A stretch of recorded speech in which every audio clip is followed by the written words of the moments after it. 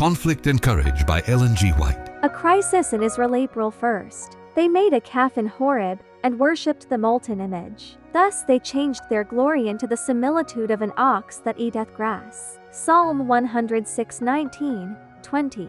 In the absence of Moses, the judicial authority had been delegated to Aaron, and a vast crowd gathered about his tent with the demand, "Make us gods, which shall go before us. For as for this Moses, we wot not what is become of him."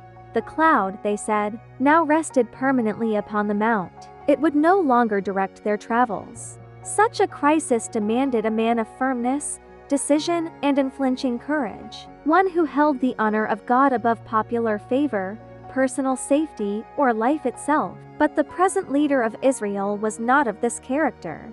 Aaron feebly remonstrated with the people, but his wavering and timidity at the critical moment only rendered them the more determined. There were some who remained true to their covenant with God, but the greater part of the people joined in the apostasy.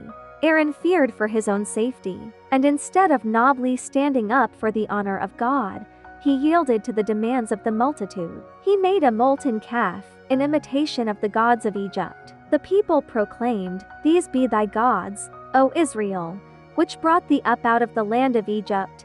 And Aaron basely permitted this insult to Jehovah. He did more. Seeing with what satisfaction the golden god was received, he built an altar before it and made proclamation, "Tomorrow is a feast to the Lord."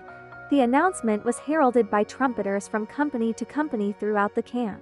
Under the pretense of holding a feast to the Lord, they gave themselves up to gluttony and licentious reveling. How often, in our own day, is the love of pleasure disguised by a form of godliness? A religion that permits men, while observing the rites of worship, to devote themselves to selfish or sensual gratification, is as pleasing to the multitudes now as in the days of Israel. And there are still pliant Aarons, who, while holding positions of authority in the church, will yield to the desires of the unconsecrated and thus encourage them in sin.